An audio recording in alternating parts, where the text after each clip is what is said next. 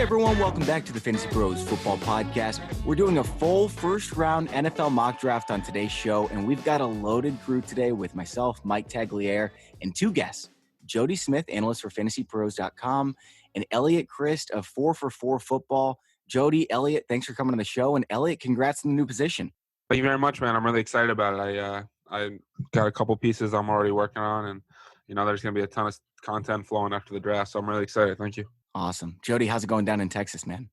Doing great, man. Been writing up plenty of draft needs and stuff here at Fantasy Pros, so I'm really excited to join you guys for the second year in a row, I believe, that we're knocking out the mock draft. Tags, how's it going, man? You excited for this episode? It's like my favorite of the year. I'm so pumped. This is absolutely my favorite episode of the year. I've been like, I couldn't wait for the episode to get started today. I kept looking at the clock, like waiting for the time for it to come. And I know I was talking in our Slack chat earlier today is that I don't know if I should even admit it, but I've been waking up like every half hour while trying to sleep, like thinking about the draft. Like I have so many spreadsheets with all my notes in there, and I have all my player rankings and things like that. And it's just, I'm waking up every half hour, like thinking about a pick and who's making what. And the stuff is legitimately keeping me up at night. Is it like bothering you, or do you love it? Because I love waking up and like thinking about it. I love dreaming about it. I want to sleep when I sleep, but when I'm awake, There's nothing I'd rather be doing than covering the draft. I'm excited that it's going to be here in a week from tomorrow, but at the same time, I'm a little like sad because it's so fun trying to anticipate what everybody's going to do. It's the best. It's the best day of the year, man. It's better than Christmas. My girlfriend's been yelling at me to stop talking about prospects in my sleep. Which one are you talking about the most? Like DJ Moore, probably? Well, she's full on. You need to stop talking about Baker Mayfield. You're going to propose to him over me. So we're at that stage of the draft. So we've had both these guys on before. In fact, Jody was on the show, this very show last year, as we mentioned, and it quickly became my favorite episode, even over sleepers and bold predictions. Eliot's been on with Just Tags. I wasn't on that episode, but I want to tell a quick story really quick about my first impression of Eliot. So anyone who knows me quickly finds out that I've got some kind of different interests. I love theology and politics, sports, of course. But I'm like really into wild animals. And Eliot had this question that kind of went viral on Twitter during this, the slow time of the sports calendar. He said, you've got these 9 options here, okay? You can pick 2 of these animals to protect you. All the rest are trying to kill you. So which 2 do you want to pick? And Eliot, we haven't talked until this day. But at that point, I mean, you became my best friend and you didn't know it.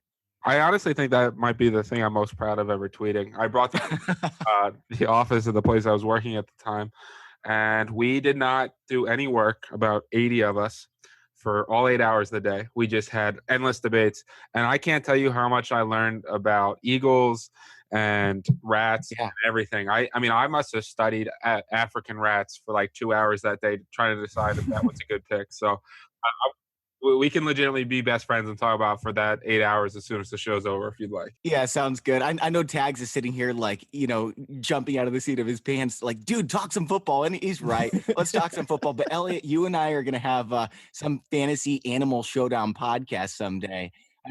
I mean, like Tyreek Hill is not as fast as tigers, right? I mean, we're talking about the best athletes in the world, and we don't even cover them on a fantasy football podcast. I think a tiger would be hands down 101. Everyone would agree on that pick. Yes. You could teach it where to go. I think linebacker. I think you'd use him at linebacker. Anyway, here we go. So here's how today's show is going to work, guys. We each get 8 picks in the first round. Everyone knows what picks they have so they can prepare for, who they wanted and everything.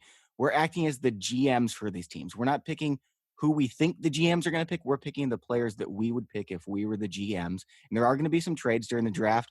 Some of them might not have been talked about yet. You might get to hear the negotiations. And we're going to go through all 32 picks in the first round with some brief analysis on each pick, who else we considered. Before we jump into it, though, we have an exciting giveaway to announce thanks to pristineauction.com. We're giving away a signed Alvin Kamara jersey to 1 subscriber. If you want to get your name in for the drawing, it takes like 30 seconds.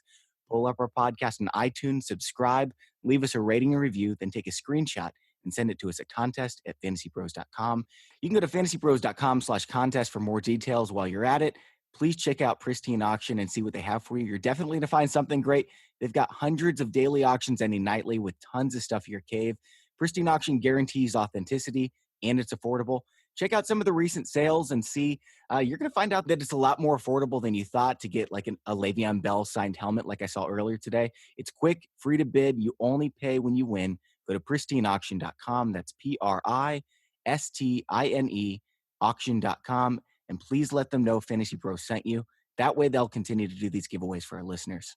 All right, guys. Mike Tagliere and the Cleveland Browns are on the clock with the first overall pick. Yeah, there's no chance I'm trading this pick. I'm going to ruin some dreams here. I know of the team at number 3. We're trying to keep this draft. Obviously, we're trying to do what we would do as a franchise, but we talked about this before the show and the fact that, we're not going to reach for a player that's going to go in the 3rd round and put him in the 1st round because it's not smart as a franchise. So we're trying to do a good balance between what we would do and at the same time, keeping it somewhat along the lines of how we expect it to go, right?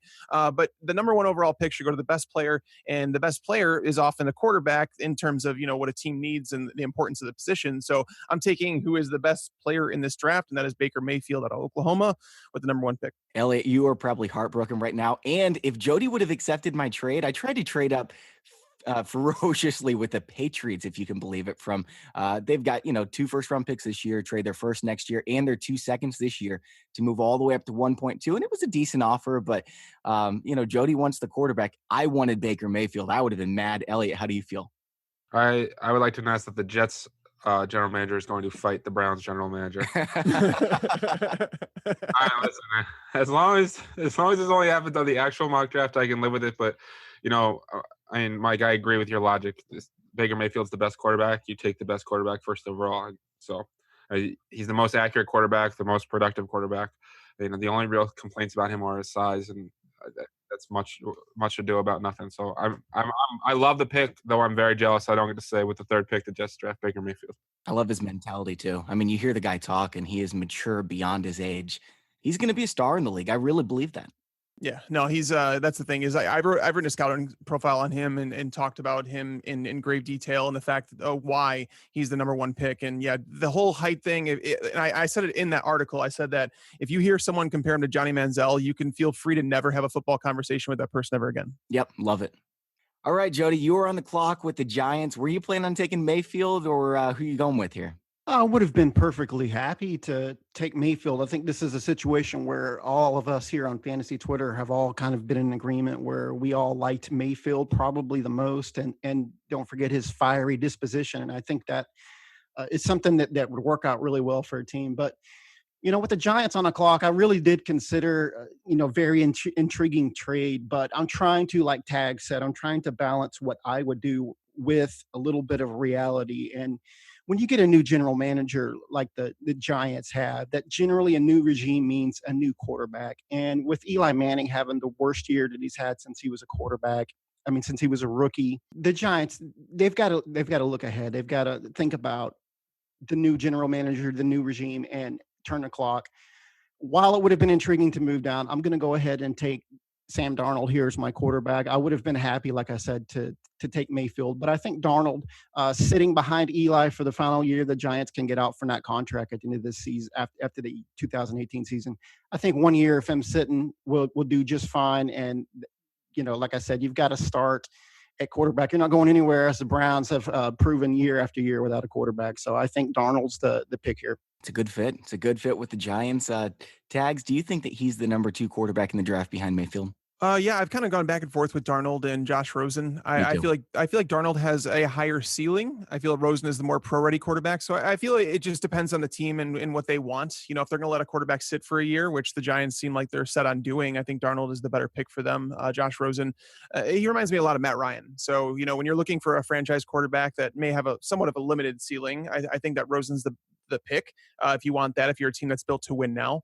But again, Sam Darnold, if the Browns take him at number 1, I don't think anybody should necessarily be mad at that pick. Like me personally, it's Baker Mayfield. But if they take Darnold, I wouldn't be mad at that pick as a Browns fan. I would be mad, however, if they took Josh Allen, which that should just not happen.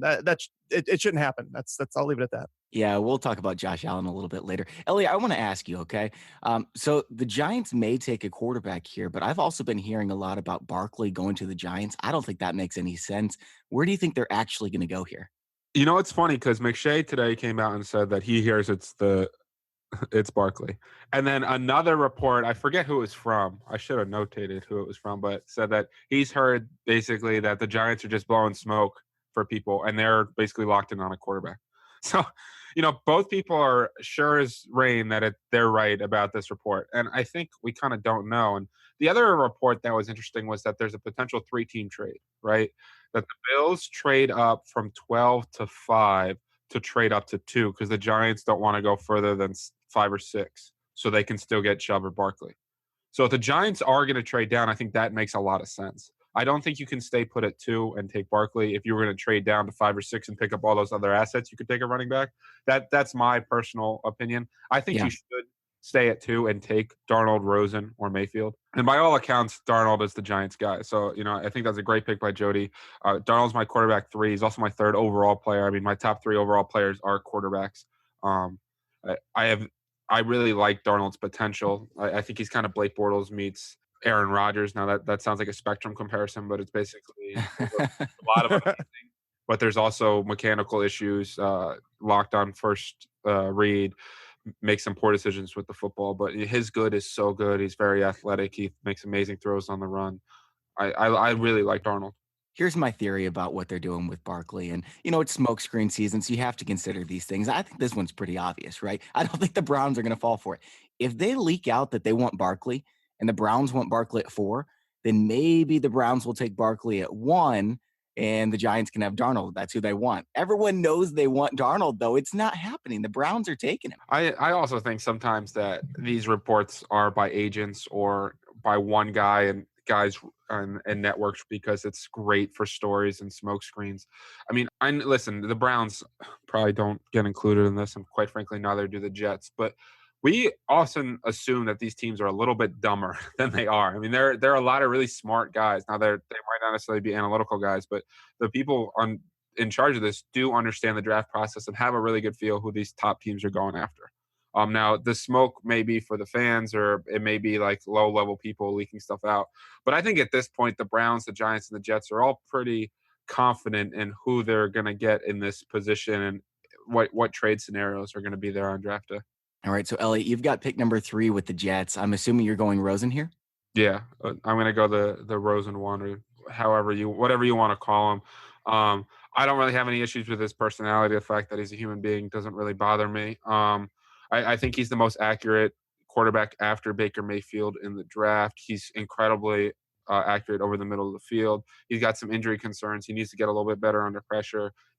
He really goes through his progressions well. He's mechanically as sound as any quarterback that's come out in a long time. I think the Jets guy is Baker Mayfield, but I think that Rosen is the second most likely option to be their future quarterback. So, I'm still feeling good that Josh Rosen is the quarterback of the New York Jets. You are setting yourself up for heartbreak with this Mayfield thing. If they don't take him, if they take somebody else and Mayfield drops to 10 and the Patriots trade up and get him, you are going to have a very sad day. So right now the draft plan is I have a bottle of Jack and and champagne next to it. And so the Jack is for Josh Allen. That is strictly Josh Allen. If they get Darnold or Rosen, the champagne, I just drink it like a normal human being. If they draft Baker Mayfield, I do the champagne shower like I won a championship, like I'm Chris Bosh or whatever. Just look like an absolute idiot. I don't care. I'm just enjoying the moment. So Yeah. Right now I'm going in with as long as it's not Josh Allen. So if the Browns could select Josh Allen first overall and just remove me of any heartache, that would be amazing. But I'd be very happy in this situation if they end up with Josh Rosen. I think Rosen is going to drop because of the personality thing. There's obviously a chance he gets drafted in the top 3. I don't think he's going number 1. I think there's a decent chance he gets drafted in the top 3, but I wouldn't be surprised if he drops to 11 or 12 because of the personality thing. I don't really have a problem with him whatsoever. It's just, are his teammates going to like him? Is he going to focus on football? Those are the questions. They're real questions. And, a lot of people have been saying he's Jay Cutler. He's a lot more like Aaron Rodgers in terms of personality. I mean, Aaron Rodgers is, he's not a jerk, but he's, not the most likable teammate. You watch the Rosen interviews. He's a likable guy. I just think he's going to rub some people the wrong way. And because of that, I think that he'll drop. Jody, do you agree, or do you think he's a lock to go in the top 5? He's got that what you were saying, Bobby, was he's got that Michael Jordan gene, the same one that Kobe had, where he's got that I'm going to win, and I don't care who thinks what about it. Aaron Rodgers has a little bit of that too. I agree pretty much with everything Elliot said here with the top three. I'm glad that we all are, throwing in this reality for it. Because I said here at the top, you're not going anywhere without a quarterback. So this seems like it's shaping up to be the top three. It just right now, all we're waiting on is kind of the order. And like you were saying with the Giants, how there's a lot of smoke screens. That means they're doing their due diligence. They're doing a good job, because if we can't all figure out what they're doing, that means they're going to get the attention and exactly what they want, which again, if they want to move, that's how you do it. All right. I had a trade lined up to move up from Buffalo at 12 and 22 up to number 4. If one of these three quarterbacks dropped, I didn't think it was going to happen. Tags also wanted the first pick in the third round from Buffalo in order to do it. If the quarterback was there, it's kind of a no-brainer. I had to do it anyway, even though it's not a very good value. But for a quarterback, it made sense. Quarterback's not there, so Tags, it's your pick, man, unless someone else wants to trade for it. Well, that's the thing is, like, this pick is up for grabs. If somebody wanted to do it, now obviously the Bills, they don't want to move up because we're doing it the way we would do it. And Bobby obviously doesn't want to trade up for Josh Allen. He wanted one of those three quarterbacks, but I am willing to move down at a discounted rate. So if Buffalo did want to move into this draft spot, I would trade the pick right now for the number 12 and the number 22 pick and nothing else. Not interested, man. I'm sorry. That's not even close if I'm not getting the quarterback. I don't know what I would do if I was Buffalo. I mean, Buffalo probably loves Josh Allen. He's the anti-Tyrod Taylor. They hate Tyrod. So maybe they would do it, but I'm the GM. I'm not trading for Josh Allen.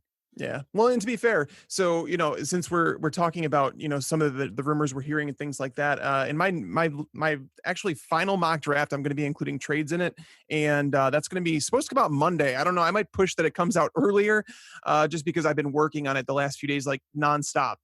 So in that mock draft, I have Rosen falling. And actually at number 10, I think the Patriots trade up with the Raiders and move into that spot to take Josh Rosen before the Dolphins get on the clock. So that's going to be in my final mock drafts. That's like a preview, but the Browns at this spot, I really don't like it. I feel like the two positions of need, they don't need to select here, which is why I wanted to trade down. I feel like defensive tackle is a major need after trading away Danny Shelton. I also feel like snagging an offensive tackle like Mike McGlinchey here is reaching. And I feel like you can trade back with Buffalo to 12 and 22, and you might be able to get both the players you want at those positions. So instead of reaching for players right here, I'm just going to take the best player on the board, and that's Bradley Chubb. Yeah, I think that makes sense, man. I mean, the Browns don't especially need a defensive end as much as they need other picks. I like Fitzpatrick going here a little bit more. Well, the reason I don't have Mika Fitzpatrick going to them here, and the reason because the Browns as a franchise, I have to think about what they're saying and what they're doing, right? Demarius Randall is someone that they've talked about. They're moving him to safety. They say that his natural position isn't cornerback,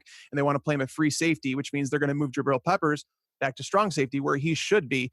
Minka Fitzpatrick, his name has been dropping through the draft process. They feel like he's a guy that can walk in and play right away, but they feel like his ceiling is a bit capped. So again, I feel like at this pick for the Browns, it's just no matter what player they take, I feel like they're going to be reaching unless they take someone like Chubb. And they've talked about that possibility and the fact that Emmanuel Ogba, I can never pronounce the guy's last name, but he hasn't been like a difference maker up there. So putting Myles Garrett out there with Bradley Chubb could be your front seven, or front four, I should say, should be ridiculous. So taking the best player available here, I think he goes number 2 to the Giants. But if he's still on the board here for the Browns at 4 and they can't trade down, I think Chubb's got to be the pick.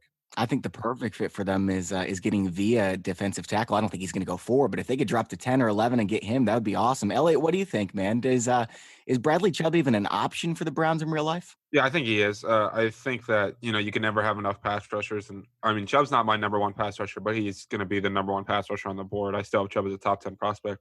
He fits very nicely on the opposite of Myles Garrett.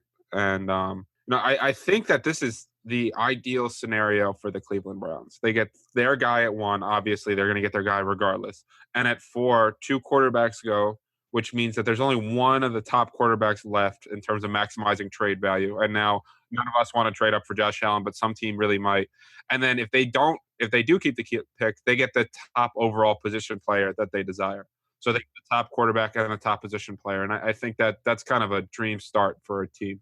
All right, guys, I've got the Denver Broncos 5th overall pick. And, if I'm the Broncos, I would love to get one of those 3 quarterbacks. Of course, I'm not going to reach for Mason Rudolph, who I like a lot more than Josh Allen. I'd love to trade back if I'm the Broncos, maybe to 12. Maybe Buffalo trades up and takes Josh Allen. I have Buffalo too. I'm not doing that. I would like to see Denver move back and get Mason Rudolph, maybe up to 15 or 16. I think that he's a good fit for that team. He may take a little bit of time to get up to speed.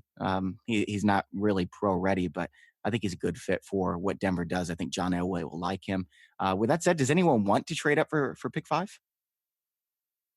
Crickets. Yeah, the quarterbacks that we all wanted that high are gone. I mean, your Bears, you could trade up and you could make sure you get Nelson. He might be taken. You might want to do it. Nah, I'm not going to trade up for a guard. We feel like he could be there. There's also a backup plan for the Bears at 8. Yeah. For the Broncos, I like Denzel Ward. He is super fast. He can cover any wide receiver. But the Broncos, I know they were really bad last year. I think that they have enough to compete right now. That AFC West is going to be a challenge, but Barkley is the most pro ready. He's the safest pick, and I don't love taking a running back in the first round. In fact, when my Jags did it with Leonard Fournette last year, I was not very happy at 1.4. But Barkley's the most pro ready running back that we've seen in over a decade. I think that he's the safe pick here, so I'm going to pull the trigger. It makes more sense now than it ever has. And the reason I say that is because, with all these veteran running backs signing and like these positions being filled, it's like there's only a select amount of teams that need a workhorse running back. And we know Barkley's not going to fall, outside the top 10, top 12 picks. That's just not going to happen. So when you look at the rest of the teams in this range, it's like Tampa Bay. Yeah, that absolutely. Indianapolis could be a team that surprises everybody with Barkley if he falls to them. None of that would surprise me, but Denver, we heard the rumblings the entire offseason about Barkley or about that CJ Anderson was going to get cut. Now he's cut. Devontae Booker, we saw that story already, guys. In 2016, Devontae Booker had his shot to run with the job, and he wasn't good. He was actually pretty bad. D'Angelo Henderson, he's a late round pick. I don't think they're expecting too much out of him. The whole quarterback thing, I want to address this because I was waiting and I saw the details on Case Keenum's contract. It's essentially a 2-year fully guaranteed contract. It's $36 million. They would have to eat, I want to say it was $12 million if they cut him next year. That doesn't make any sense. So they're essentially locked into starting him for 2 years. So I don't think they're taking a quarterback by cutting CJ Anderson. It kind of tells me a lot. I don't think there's an offensive lineman that they're going to choose here. I just don't think that they're going to take Quentin Nelson at number 5. I just don't think teams take guards in the top 5. A lot of them don't take guards in the top 10. So, I think the Barkley pick is actually real. Eliot, what do you think? Is Denver going with Barkley here, Ward, or is there somebody else in your mind? I think Barkley's range is 4 to 7. So I think the Browns, Broncos, Colts, and Bucks could all take Barkley. I think those are some of the teams that need a running back more than any other team as well. And, Barkley has all these – I really do believe that 7 is his floor. So I think he's completely in play in Denver. That team probably still really believes that they're a win now team based on the fact that, last year they came into the season with Super Bowl expectations. Now that was unrealistic, but they paid Keenum. They have the wide receivers. They could use help at guard, but this is a really deep interior line class and probably feel like they can get someone in the second round. They still have that championship caliber defense. I think Quentin Nelson, Denzel Ward, and Saquon Barkley, if it's not going to be quarterback, or the 3 guys they're going to consider in that at pick 5. Yeah, I think John Elway might consider Josh Allen there. I don't think he would take Josh Rosen because we've heard what John Elway has to say about politics and players speaking up and everything like that. And I don't think him and Rosen would really work together there. Jody, you've got pick number 6 with the Indianapolis Colts. Sorry if I stole your guy. Who you taking? Well, no, I'd be more angry at Tags for taking my guy. We know with the Colts, you have a lot of needs, especially on the defensive. They could use anything from the edge, anything on defensive front, anything at linebacker. But in the regard for the Colts, I know it's a little high to take a guard, but you're talking about the 32nd ranked pass protection unit last year. They gave up an NFL high 56 sacks. And listen, Andrew Luck's already missed the entire year. You've got to protect him. Let's assume at this point that he's coming back and fully healthy. The best way to do that, you got to beef up that offensive line. And I'm going to go ahead and take Quentin Nelson here. For me, and I think most people think that he's the best offensive lineman in this whole draft. It's not a very good tackle draft. So while it may be a little high to take a guard, he's somebody that is going to be an instant starter. He's somebody that's going to probably be right there protecting Andrew Luck over the next decade. And like I said, it's a little bit deeper at pass rusher. So we're going to go ahead and wait on that. And go ahead and lock up the protection for Andrew Luck. It's kind of telling that people are considering Nelson at 2 for the Giants. I don't know if the Giants are really considering that, but he's that good. Tags, what do you think about him at 6? Quentin Nelson at 6. I mean, I understand the logic behind it. Now, I was looking at this earlier today when I was going through all my mock draft and everything. And so they picked up Matt Slauson in free agency from the Chargers. And it's not like a great signing, but it's obviously someone who started in the NFL for a while. Jack Mewhort, they brought him back on a 1-year deal. So up the middle, it's like, I believe they want to add to that position, but I also don't feel like it's one of the major needs of it. I think they'll address it maybe in the second round. They do have 3 picks in the second round. And as Eliot mentioned, it's a deep interior line class. So that there's been rumors that tackles are going to go higher than people think and that guards are going to fall further than people think. And I actually think that there's some validity to that because the offensive tackle position, particularly left tackle, like guys like Mike McGlinchey and Connor Williams, they're going to go higher than people think just because of the importance of that position. I actually debated it at number 4 with that pick just because Joe Thomas retiring created such a need for them. So I don't really have an issue with the pick for Nelson because it is somewhat of a need. They need to add a difference maker there to protect Andrew Luck, who is their franchise. But at the same time, that defense is so bad. I was looking at their starting cornerbacks, like who they're supposed to be. They lost Rashawn Melvin. It's so ugly. Like that, their secondary is one of the worst. When you look at it. Malik Hooker was a good pick last year, so adding someone like Denzel Ward would make sense because outside of him, like let's pretend they don't go cornerback here and take Denzel Ward. Their starters this year are projected to be Quincy Wilson, Kenny Moore, and Nate Hairston.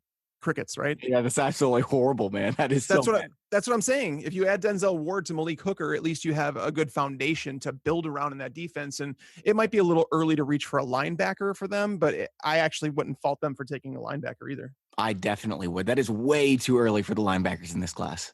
How do you feel about this one, Eliot? So I like the Quentin Nelson pick, but I agree with you that I think the Colts offensive line is actually a little bit better than people think because Anthony Costanza is a pretty good left tackle. Like you mentioned, Slauson I think can be upgraded, and Quentin Nelson would be obviously a monster upgrade. They took Ryan Kelly a couple years ago. He struggled this past season, but was good his rookie year. Mewhort has historically been a much better player than he was this past year as well. Health is the problem, yeah. You do have 3 second-round picks as well, so I think that adds up. I agree with you on the Denzel Ward pick. Right, I think that would have been a really good selection as well. But I do think Quentin Nelson is, he's one of the best players in this draft. So I get it. Yeah. Get as many good players in the building as you can. I will just say this on the behalf of the Indianapolis Colts is that Quincy Wilson was a second-round pick from Florida last year, and he does have a chance to be good despite the fact that he had a little bit of a rough rookie year. But, you get Hooker, Wilson, and Ward in the same building, and you're really starting to build up a secondary in a division with some talented teams. Absolutely. All right, that brings us to pick number 7. Tampa Bay is on the clock, and Eliot, you've got the pick. Does anyone want this pick? Because I think I know where Mike's going. The problem is Mike also has the team that I would suggest trading up for this pick. I honestly, the teams that I have good ideas for the picks. Carolina is one team that I would think might, but at the same time, I don't think they have the ammunition to do it. So I would say no. Okay, so I'm going to select Derwin James, safety out of Florida State. Now, I think he's a do-it-all player. I think he can line up in the slot. He can play a little free safety, strong safety, linebacker, excellent blitzer, amazing athlete, really good in coverage, 2 fantastic seasons mixed in with the 1 injured season. I think Derwin James is better than Minka Fitzpatrick. I think he's going to go higher than people expect. He's a Florida State guy in Tampa Bay's backyard, and they really need help at safety and slot corner. So I think he fits a lot of needs and helps a team that can compete right away. Yeah, I love Derwin James. That's a great pick. And also the pick that I was gunning to get with a team later. Obviously, I think I know exactly who Eliot's talking about now. I just didn't think he was going to go Derwin James there. And I can't fault the pick. I felt like Denzel Ward may have been better just because, like, when you consider the fact that Tampa Bay, they play inside a division with Julio Jones and Mike Thomas that they have to see 4 times a year. So it's like, are you going to sit here and trust those corners? Like Brent Grimes signed a 1-year deal. Hargraves has been a bust. Yeah, he played better in the slot. But it's like, who are they going to have cover these guys? And that's why I think Ward would be a better fit. But Derwin James, that's the only reason I didn't trade up as the Green Bay Packers at 14. Had I known that, I may have debated a little bit more. But man, that's tough. And it's hard to argue with James because I feel like he is a difference-making safety. Yeah, I love Ward as well. And that was a tough decision for me. And honestly, the Packers were the team I was just thinking that you should trade up with. Yep. That's exactly who I was thinking about at 14. I thought he might fall to 14 if he got past this range of the draft. It might risk, but again, Ward is right now a value on the board. I think the Bucks are sitting at a perfect spot with needs at running back, safety, corner, and guard. At 7, one of those top guys, Ward, James, Nelson, and Barkley, one of those guys are going to be there for them. Yeah, it's pretty much ideal. Mm-hmm. All right, Tags, you've got pick 8 with your Bears. Are you trying to trade it, or you want to make your pick here? Man, I would probably be open to trading down if someone was willing to pay enough.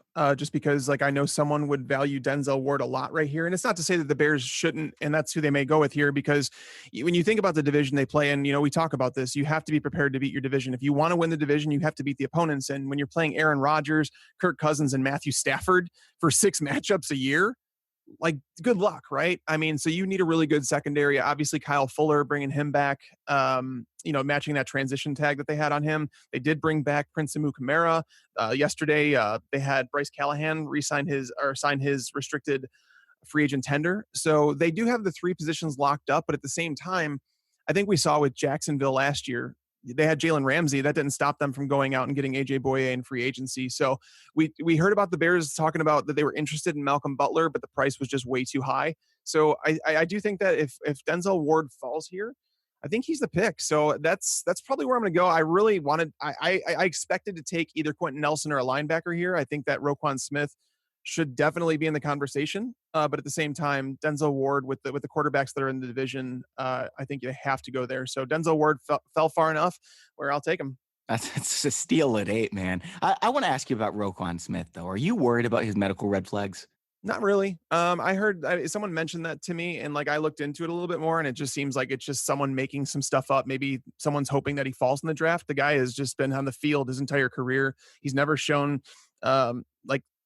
like having to miss time for injuries. So I really don't have any concerns. If there was anybody I had concern for, it would be someone like Maurice Hurst with the whole heart condition. But Roquan Smith hasn't missed games, so I'm not really concerned about him. I feel like he's going to be a steal for a team if he falls outside the top 10. So, guys, I've got the 49ers 9th overall pick, and really this is a sucky place for the 49ers to be. Either Quentin Nelson drops and it's not going to happen, or they have to reach for a linebacker. I don't really like the linebackers here. I don't believe in Edmonds. As Tags has written about several times, he's just a high upside guy. That's not a guy that you take in the top 10 of drafts. And the only reason we're even considering him in the top 10 is because Roquan Smith has the medical red flags. And, I know some people aren't as concerned about that, but I am. If I'm the GM, I'm not drafting him in the top 10 either. So the 49ers are going to trade back at this point, and they're trading back to the New England Patriots, who have picks 123 and 131. It's just a straight swap, those two for pick number 9. I don't know if the 49ers would really consider this. I know they're a prime candidate to trade back. I don't know if they would go back this far, but getting 2 first-round picks is awesome here. And I bet you guys are wondering who the Patriots are going to draft here. Do you have any idea, Tags? Who are they targeting here? It's weird for them to trade up to this spot with none of the quarterbacks on the board. Don't tell me it's Lamar Jackson. It's not Lamar Jackson. I don't believe the Patriots want Lamar Jackson at all. Do you really think Bill Belichick would leak that Lamar Jackson is the quarterback they want if they really want Lamar Jackson? No, they want Mason Rudolph, man. You know exactly how Belichick feels about 4-year starters. That's what Rudolph is. Last year he threw for 4,900 yards in 13 games, 37 touchdowns, 9 interceptions. And, he's not ready to start right now. 1 year, 2 years under Tom Brady. And he could be a very good quarterback in this league. He's a great learner. You listen to him talk about the game. He knows the game well. He loves the game. He loves playing. He's got a great arm. He's got all the tools. And I don't know why he's not being talked about as one of these. I know he's not one of the top 3 quarterbacks, but I don't know why he's not being talked about as a very good quarterback prospect.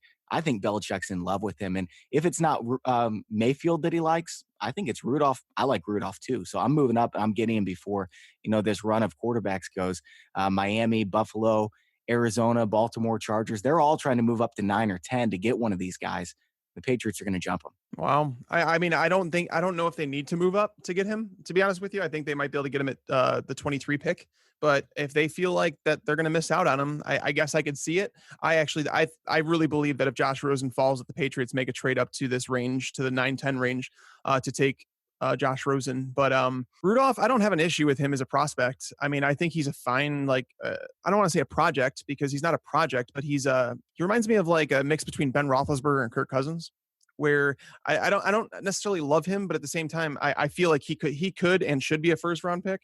So I just didn't think he would go this high, if I'm being completely honest. I don't think he will either. With that being said, with the 3 quarterbacks off the board, we've heard Tom Brady's thinking about not playing this year. I don't really buy that. That's not He's happening. pretty close to retiring. I think he's actually close to retiring. They need to figure this out. They've got the picks to move up and do it. They've got 2 second-round picks still. They can afford to make this move and go get their guy. And if it's Mason Rudolph, then they move up to 9. They move up to 10.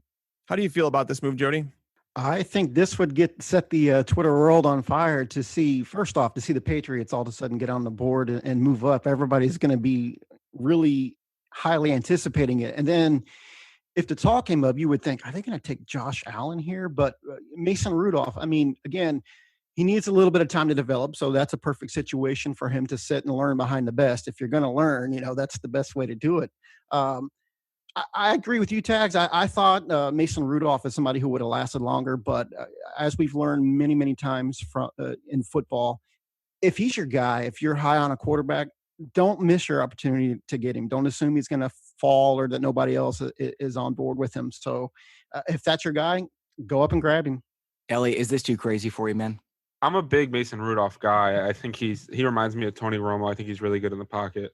I think he's got a really underrated arm. I think people knock his arm strength too much because of the trajectory he throws the ball at. I think he's a really accurate quarterback. He fits the Bill Parcells old model of basically checks every single box between statistics, size, it's 4-year starter, leadership, all that stuff. So it would make some sense that Bill Belichick really likes him.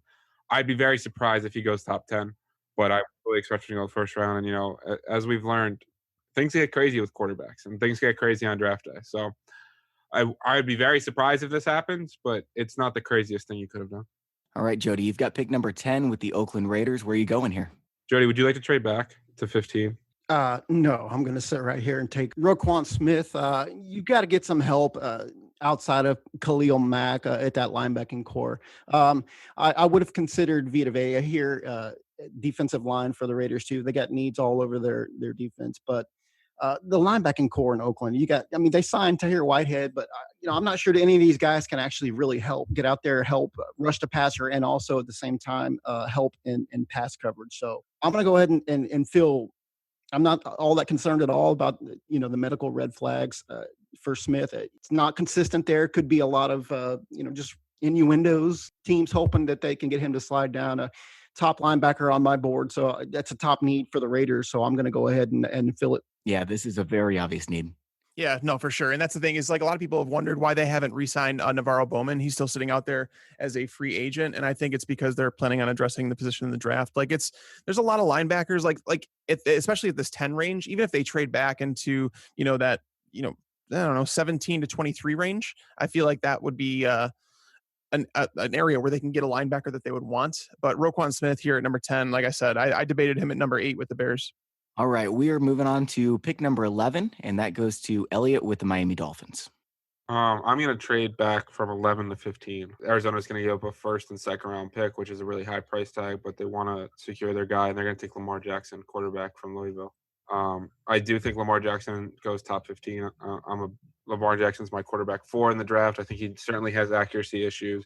I think he gets to sit for a year behind Sam Bradford, which translates to like 3 games, and then he'll play. But Lamar Jackson kind of brings a dynamic aspect to the game. He's the first prospect that's legitimately able to be compared to Michael Vick, electric athlete. Is going to need to improve his accuracy. Has done a pretty good job learning to go through progressions, throwing with anticipation, throwing against zone. And, the Cardinals are being in the same division as the Rams, who are absolutely loaded, and they need to kind of take a chance. And, the Dolphins considering a quarterback, they wanted to entice them to move back a few spots and jump the Bills at 12, who probably wouldn't take Lamar Jackson. But I think Lamar Jackson and Tyreek Hill are a little more different than people give it credit for. So the Cardinals tried to trade up with the Raiders. The Raiders politely told them to go away, and then they. Oh man, Lamar Jackson. That's the thing. I actually believe he's another one that's going to be taken in the first round. I don't know I think that his stock has kind of gone down this offseason, from him not participating in the combine, the 40.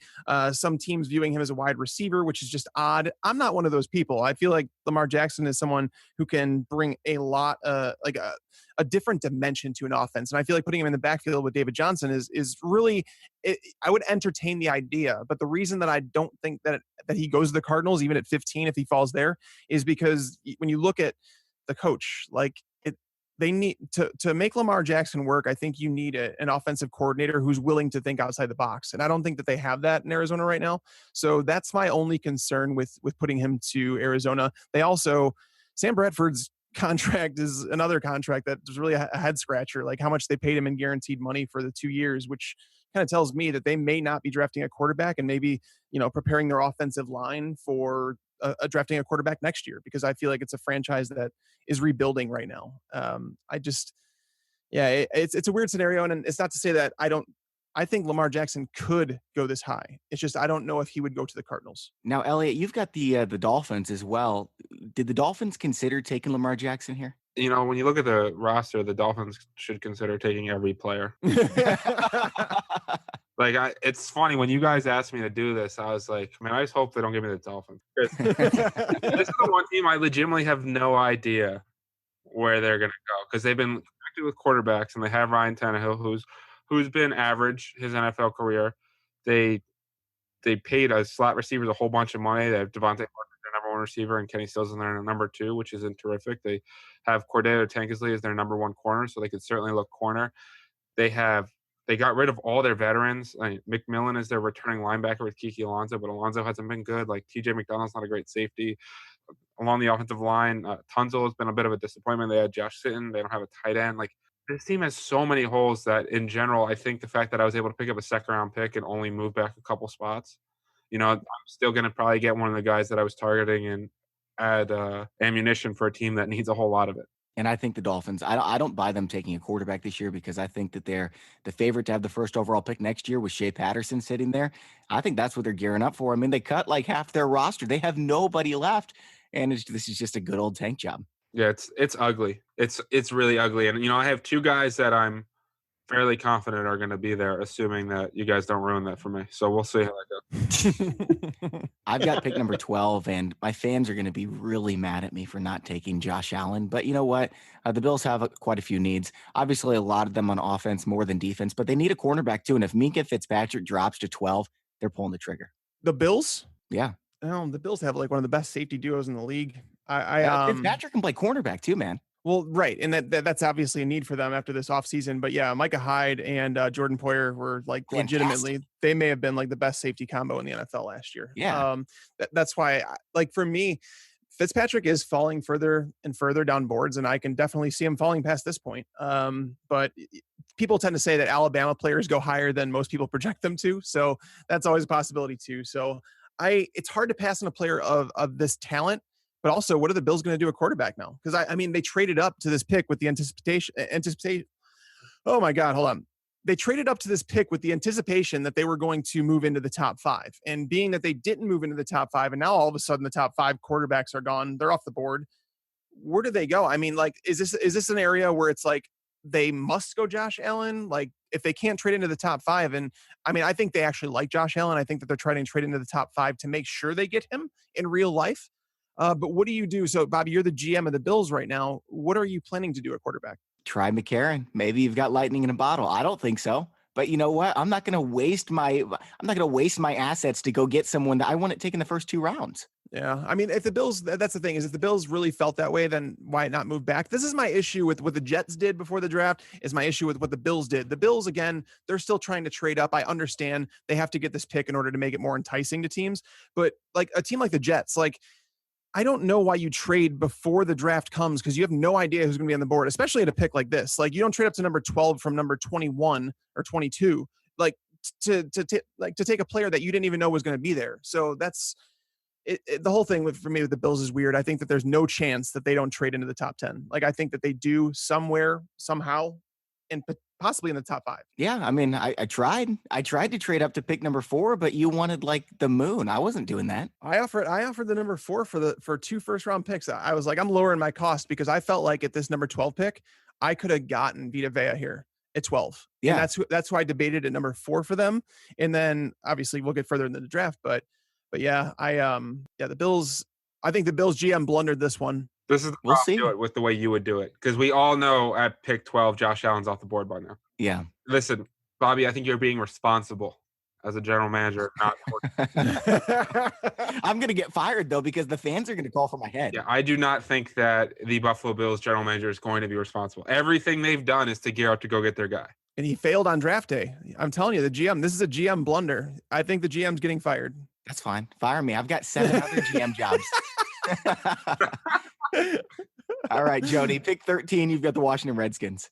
Yeah, Redskins last year. You look at Football Outsiders, ranked them as the absolute worst run defense in football. So I'm going to look to beef up that defensive line. I have a lot of needs for the Redskins defense. They could look at linebacker. They could look in the secondary, look at defensive line. But in this case, I'm going to go ahead and grab this run clogging defensive lineman, Vita Vea. I think he's a perfect fit in any defense, but in particular for Washington, who has a really big need for a guy who can get in there, clog the run, who can still also get after the passer a little bit too. I think it's a really perfect fit. It's somebody I considered up at 10 with the Raiders. So I'm sure the Redskins would be ecstatic to have, basically a perfect fit for their top need here on the board for them. So probably wouldn't take them very long to turn in this pick.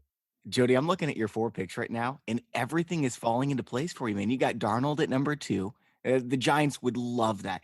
The Colts got Quentin Nelson at 6. The Raiders got Roquan Smith at 10, and now Vea drops to 13. That would be awesome, man. You're doing well. See, kids, sometimes not trading is actually the right response. All right, Tags, moving on to pick 14, Green Bay Packers. They're disappointed they didn't get James. Are they going to get a wide receiver here? No, I don't. I think it's too early for a wide receiver. I don't think they want to snag one here. I'm actually looking to trade back. If anybody's looking to trade up here, I'm open as the Green Bay Packers. I mean, I'm looking at it, but if Lamar Jackson was there, I might have done it with the Jags. I don't think the Jags would do that because they just signed Blake Bortles, but I'm a Jags fan, and I really would like them to get Lamar Jackson. He's not there, though, so yeah, no thanks. Damn it. I'm so mad at this pick right now. Like, there's nobody here that I really, really feel like the need. I mean, if you want to to give it to me for free, I'll make a pick. No. Here's the thing. I kind of want to trade up from 15 to 14 because I really think that the Dolphins should take advantage and get this player. But I don't think you're going to take him. And yeah, you don't think it's a need for the Packers? I do think it's a need for the Packers, though. That's the thing that scares me. But like what would you want to move down one pick here? A 3rd round pick. Well, I mean, if you threw in a 3rd round pick, I'd move back a spot.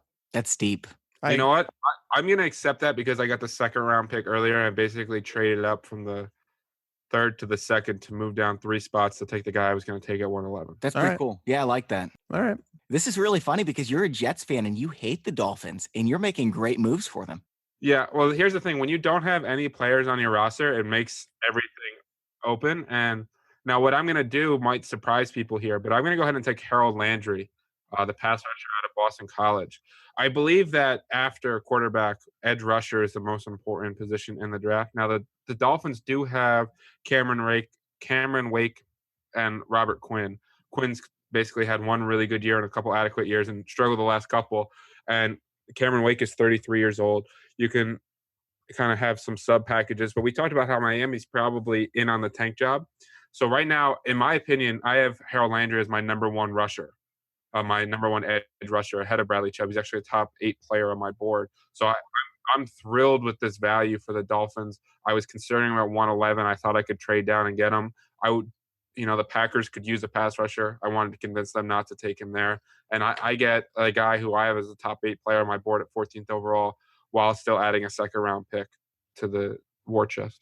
Jody, are you buying Harold Landry being a better pass rusher than Chubb or even Davenport? Oh, well, we all see different things when we see film. I don't see him ahead of Chubb, but I did see Harold Landry as probably the 2nd edge rusher in this draft class. So it makes a lot of sense here for that it's a need for the Dolphins, as is pretty much everything else, like Eliot hit on. So if that's their guy, if they had him number 2 or number 1 on their own personal chart, it makes a little sense to sacrifice that, a 3rd rounder. Like you said, you just scooped up an extra 2nd. So, small price to pay for a superior edge rusher.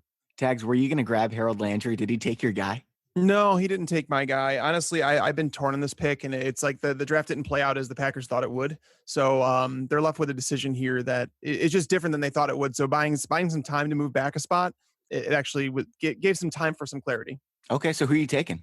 All right. Well, I honestly, like, with the offensive line depth that they had last year and like the injuries that they had to Bakhtiari, it's very tempting to go tackle here and take Mike McGlinchey because you want to protect Aaron Rodgers. Like seeing him get hurt, obviously you saw what that meant to the franchise, but at the same time, it's a weird spot, right? Because when you're drafting at number 14, you want to get an impact player, and I don't know if they would necessarily use McGlinchey right away, considering the players they have. Again, Bakhtiari when he's healthy is fine. Brian Bulaga, he's been on that team for a long time, so there's the question marks there, right? So what I'm going to do is I'm going to take the player who is going to make an impact right away because the Packers feel like that they can win with Aaron Rodgers, and we are going to go wide receiver here, and we're going to take Calvin Ridley. Calvin Ridley. All right. I don't like Ridley as my number one wide receiver, but I understand all the reasons you do. I think that he's underrated at this point on draft Twitter, at least. Eliot, do you agree, or is 15 for Calvin Ridley too high? No, it makes sense to me. And, Ridley's an older player, but he's a very developed player. He's an excellent route runner, really wins. He wins at the line of scrimmage, and he gets open down the field. And, that's not necessarily Devontae Adams' strong suit. It's not necessarily Randall Cobb's strong suit. And they could really use that guy to take the top off the defense, and he would complement the other receivers extremely well. And I just want to make one point on Harold Landry is that I'm focusing on his 2016 film, not his 2017 film when I make that evaluation. Because this year he had the ankle injury and he wasn't all that good. But if you're looking for a bendy edge rusher, Landry is that guy in this class. All right, I've got the 16th pick with the Baltimore Ravens, and I actually thought about picking Josh Allen here. I'm still kind of thinking about it, but the Ravens also really need a wide receiver, and Joe Flacco's almost competent. So they don't have, they've got Michael Crabtree. They added John Brown and everything. But if Cortland Sutton was there, I told myself I was going to take him with the Ravens, and Cortland Sutton is there. I think he's the best wide receiver in this draft class. Jody, do you agree? Sutton, no, I have him second, maybe third. I actually like Calvin Ridley as the best guy. You're talking about this guy's just a superior route runner. You plug him in here with Green Bay or pretty much any team, and he's going to instantly be able to get open. And it's a perfect need for the Packers. And you just lost Jordy Nelson, and if you're going to keep Randall Cobb where he is right now, they could consider moving on from him. But Calvin Ridley to me makes a lot of sense. And your window with Aaron Rodgers is only so open. So yeah, let's go ahead and let's keep outscoring our opposition, especially in that division. Now, Eliot, if Calvin Ridley went to Aaron Rodgers' offense, how high would you take him in fantasy this year in redraft leagues? I always try to avoid rookies in general in redraft leagues because I think that people hype him up and they tend to take more time outside of that 2014 class. But it would be hard for me to ignore how refined he is as a route runner, and how pro ready he is with Aaron Rodgers. So, I would start probably considering him in that 8 to 10 round range. All right, guys, we are to the second half of the first round, and we are going to move a lot faster here. A pick, maybe one quick comment on analysis, and we'll start with the Chargers at pick 17. Jody, that's your pick. Okay, for the Chargers, man, this, again, we talked a little bit right before about how the tackles were going to move up in this draft versus what's actually happened, where this is about the range where you start seeing the tackles. And this is not a great tackle draft per se. And I'm really tempted here for the Chargers to beef up the defensive tackle with Daron Payne, but I'm going to go ahead and take Mike McGlinchey as my top overall tackle here. It's big need for the Chargers. I know their pass blocking was actually good, but they could use an improvement in run blocking. And it's an older team. The offensive line could use, a youth infusion. So to me, if you're sitting here with that team, favorites to win the AFC West, your best bet, go ahead and beef up that offensive line. And that's the pick for me. Now, Eliot, you've got pick number 18 with the Seahawks. Does anybody want this? Unfortunately not. Players come off the board where I didn't think they would. If Miami would have stayed where they were, I probably would have traded up as Dallas. But yeah, Bobby screwed that up.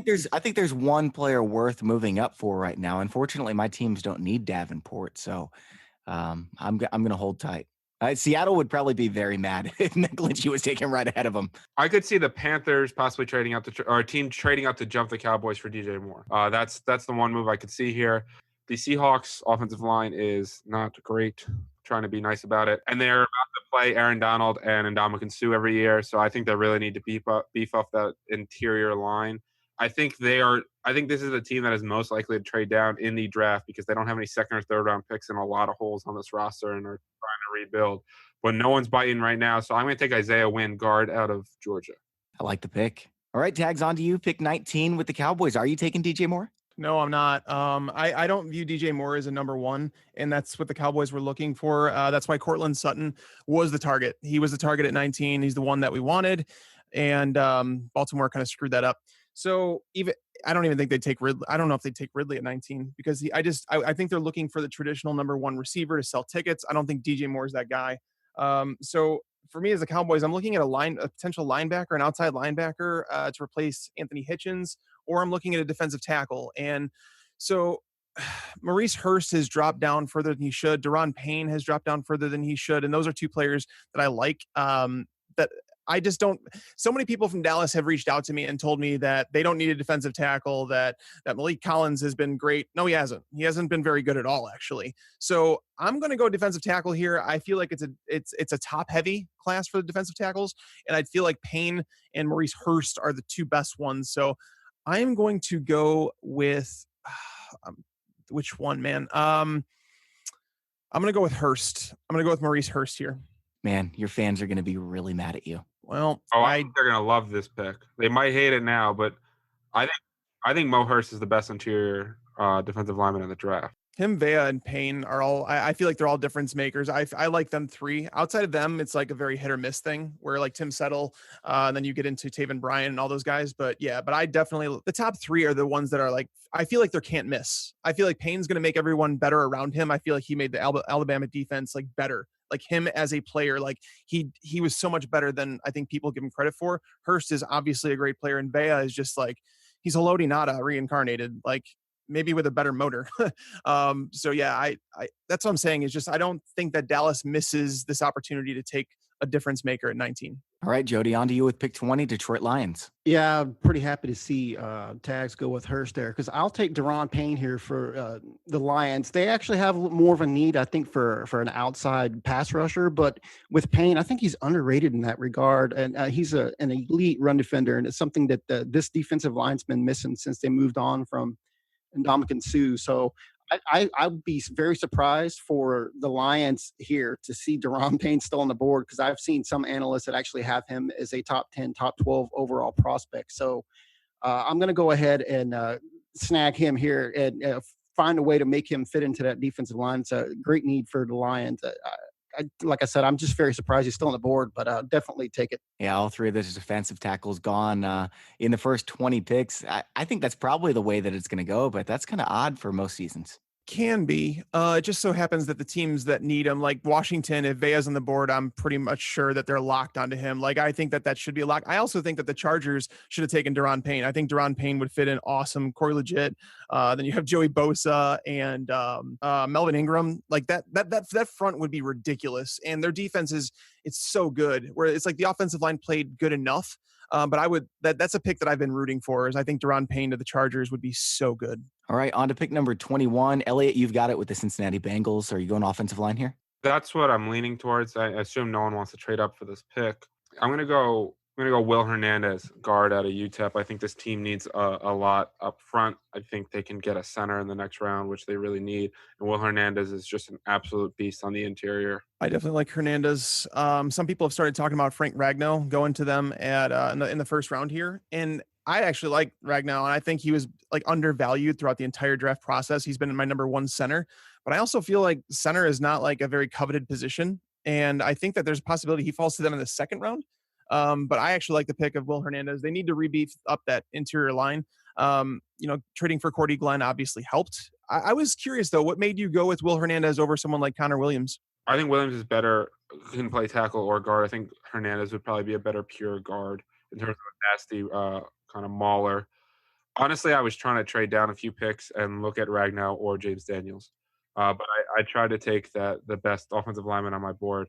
And quite frankly, I think you can make an argument for a lot of these guys. I think you're going to start, and we just saw Hurst, Payne, Hernandez. I think you're going to start seeing a lot of interior guys in this area of the draft. So fortunately, my owner was patient with me and decided not to fire me until the end of the draft, which gave me a chance to go from being on the brink of being fired to being an absolute hero in Buffalo, because I got Minka Fitzpatrick at number 12. Now I'm taking Josh Allen at number 22, and I'm excited for my parade. You should be. I mean, maybe you won't get fired now because some people actually believe in Josh Allen. And I've heard the whole thing about people are like, oh, he's prepared to play in the Buffalo weather. Like, what are you talking about? Can we just address that real quick? That every year people talk about, can he throw in the snow? And there's like one snow game. I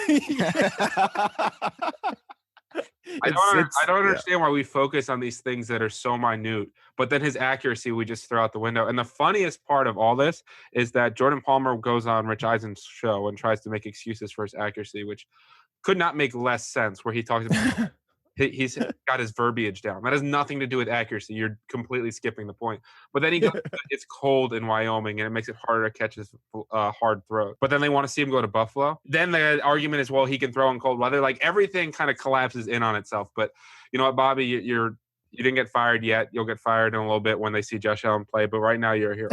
You're exactly right. Yeah, it makes me really nervous. But, somebody needed to draft Josh Allen. It is going to happen. On to pick number 23. And because the Patriots traded up all the way to number 9, this is the 49ers' first pick. And our producer's a big 49ers fan. Hopefully he likes this pick. I love this pick.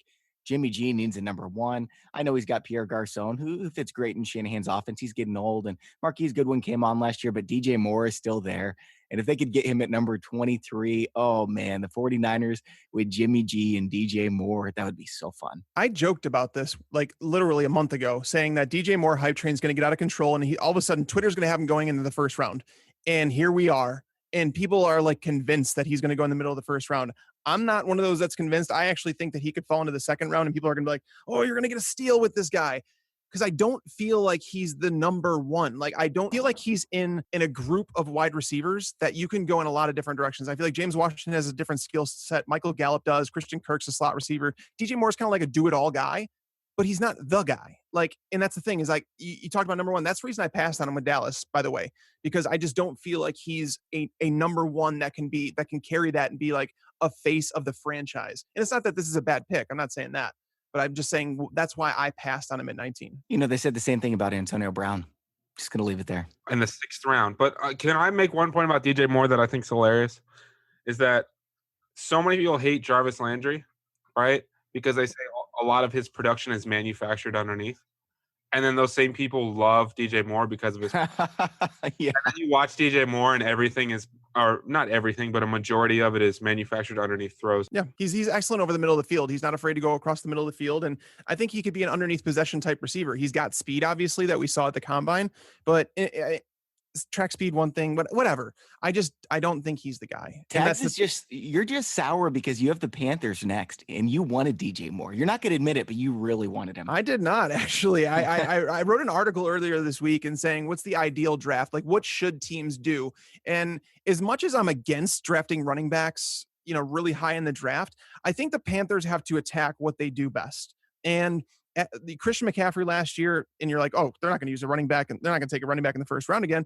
Well, think about this for a second. Jonathan Stewart last year had 206 touches. He was very much a massive part of the offense. They weren't happy with him. I understand that too. Their offensive line didn't get better this offseason, but this is not an area of the draft where they're going to take an offensive tackle to replace Matt Khalil, who's still got tens of millions of dollars still on his contract. It's not going to happen. So it's like you have to look at other ways, and you have to say, what do we excel at, and how can we make this better?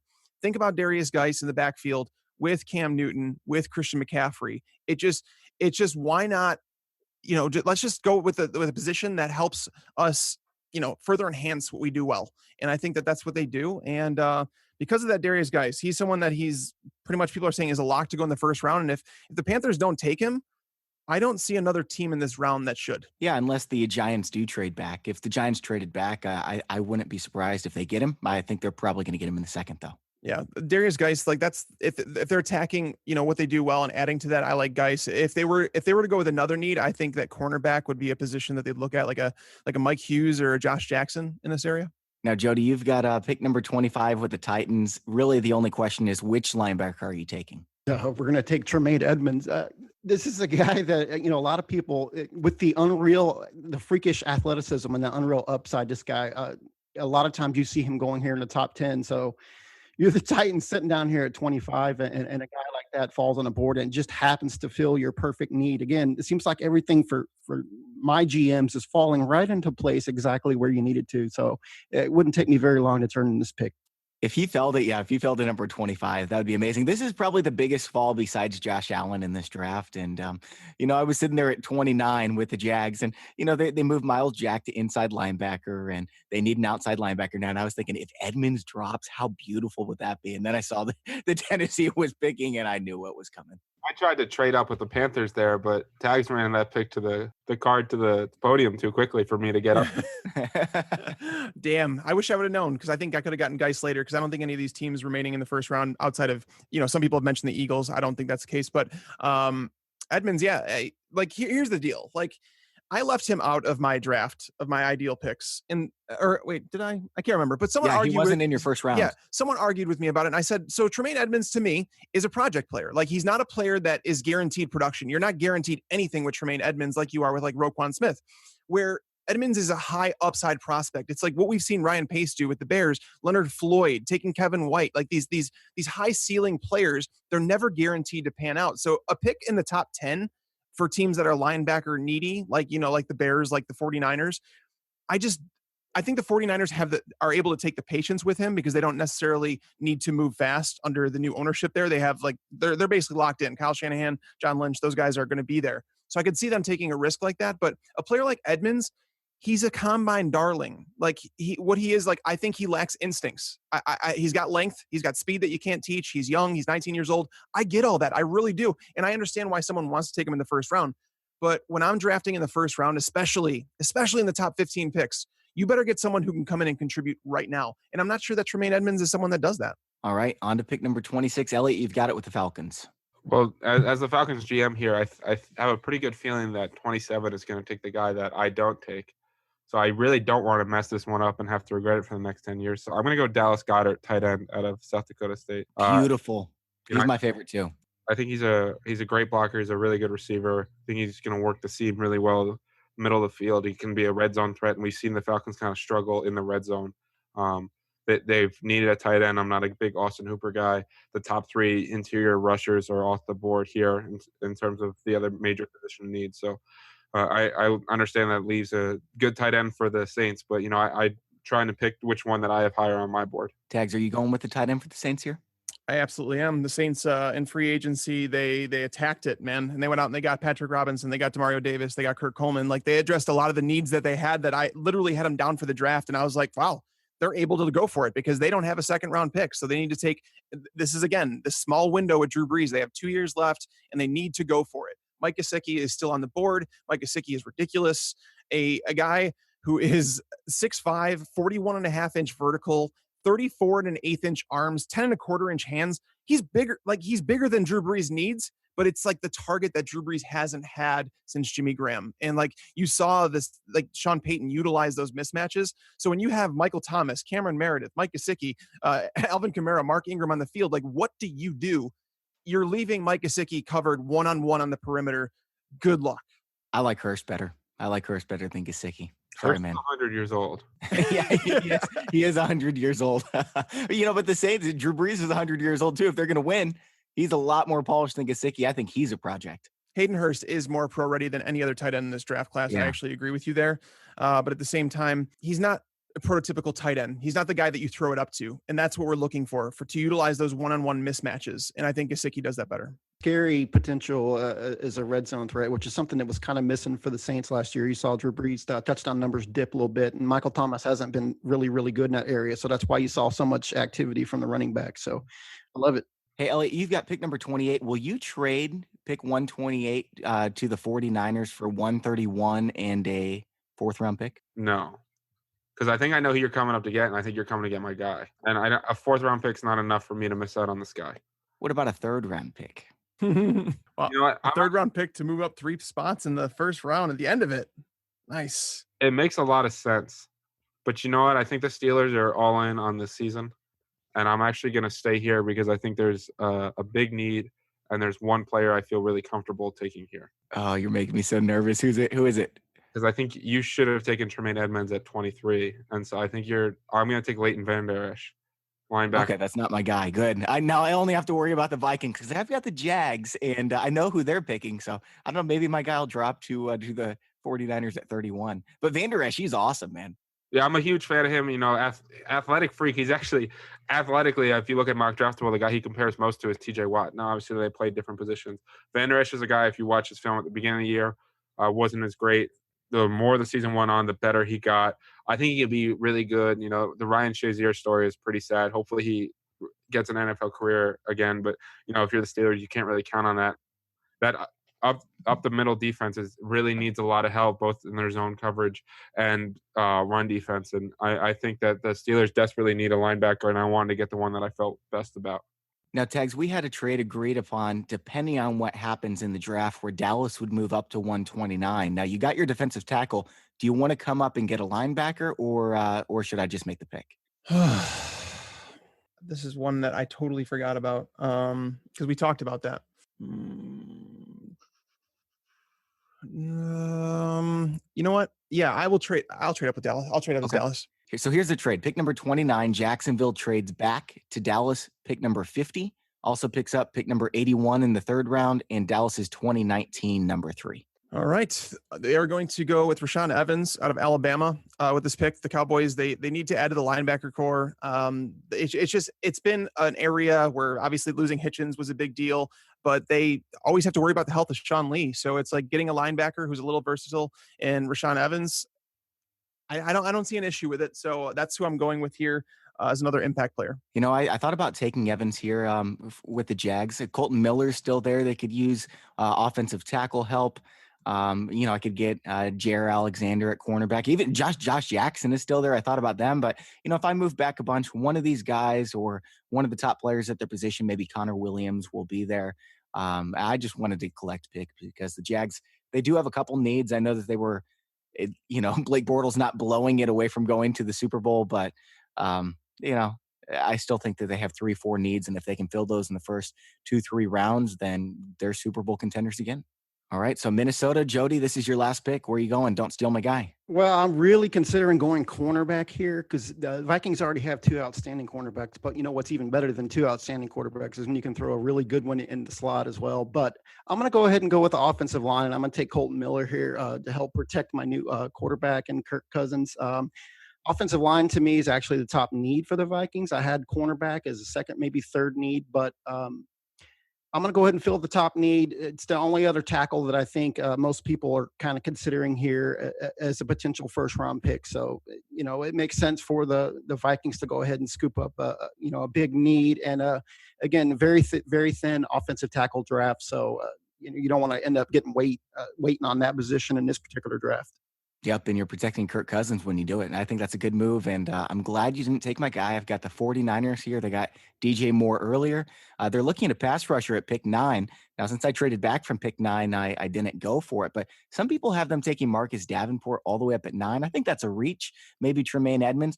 Davenport fell all the way to pick 31. That's who I tried to trade up for earlier, and I'm thrilled that I got him. Yeah, that's crazy. I don't think there's any way Davenport falls that far. I actually think the Seahawks might be a team that would consider him if they don't get the offensive lineman they want there. But I think offensive line is obviously a need, but their defense has been gutted. So I could see Davenport going there, but getting him at 31 would be a steal. All right, Tags, last pick in the draft. Well, in the first round, we're not doing the 2nd through 7th round. Sorry, guys. If you wanted to do that, Tags, you've got the Eagles at 32. Are you trading back or are you taking someone?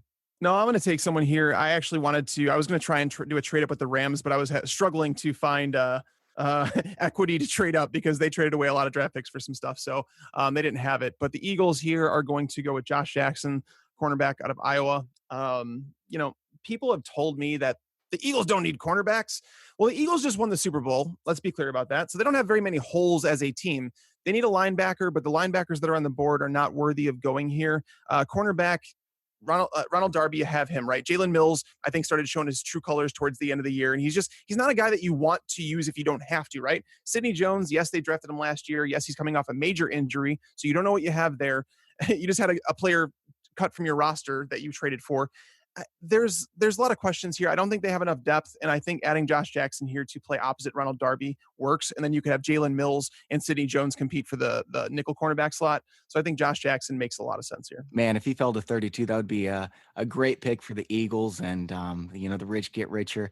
Guys, it's the end of the draft, end of the first round. Best players on the board still. Hayden Hurst is out there. Connor Williams, offensive tackle. Jared Alexander, we've mentioned him a few times. You've got the centers there in James Daniels. Any other players that stand out to you that you think have a chance of going in the first round? Maybe Christian Kirk. What about you, Elliot? Do you see anyone? I think James Daniels, the center out of Iowa, has got a shot. I think we mentioned Frank Ragnow earlier. He's got a shot. Josh Sweat is an edge rusher who's been connected with the Titans a lot. Isaiah Oliver is another guy that I could see possibly going in the first round. I love Malik Jefferson too. Is Jefferson on your first round radar? Is there anybody else for you? He's up there at 35 or so. Taven Bryan from Florida, probably somebody that's going to go in the first round. Justin Reed, Stanford, probably somebody that's going to go towards the bottom part of this particular round. Lorenzo Carter's the name that I wanted to mention, that I feel like he's been getting a lot of buzz, and for good reason. Like I think he's someone who could sneak into the first round, and I wouldn't be shocked. And I think your team, I think you should be happy if your team lands Lorenzo Carter. I think he's a player. He's been connected to Patriots a lot. In terms of a guy they kind of have historically gone after. Now he's moved up to get Mason Rudolph, so that doesn't happen in this draft. But I think the important thing to realize is that, the back end of this draft could go so many different directions. So there's a lot of guys that might be considered first rounders for people that are going to go in round 2 and vice versa because of how kind of congested this area of the draft is. Now, Tags, you get to decide who was the very best pick in this draft. The very best pick in this draft? I mean, it's hard to say that having Davenport go down at 31, it's hard to argue with that pick down at 31. Like, that's a steal. The defensive tackles falling where they did, Hurst and Payne, I like those picks. But honestly, I'd have to say it was the Davenport pick down at 31. I don't see any way he falls there. So for San Francisco to trade back and get Davenport, I mean, and that's the thing. I don't know if they really need an edge rusher, but at the same time, Davenport, he's so talented. Yeah, I love the Denzel Ward pick at 8. If he fell to 8, that would be really awesome. There were a lot of awesome picks here. I'm going to take a screenshot, post it on Twitter after this podcast is published, so you can all look for that at Bobby Fantasy Pro. Mike is at Mike Tagliere NFL. Elliot is at his name, Eliot Christ. That's Christ. And Jody is at Jody Smith NFL. You can follow us on Twitter. Guys, thank you for coming on the show. This was a blast, and I can't wait to see how it's going to turn out. Okay, guys, so that's all for today's show. We've got some more podcasts coming up, so subscribe on iTunes if you haven't already. And remember, you can submit an entry for the contest at fantasypros.com. You can go check it out. It's what Pristine Auction has given us. Go to fantasypros.com/contest to figure out how to get into a signed Alvin Kamara jersey that we're giving away to one subscriber. For Mike Tagliere, I'm Bobby Sylvester. Thanks for listening, and enjoy your football. I just wanted you to watch me dissolve.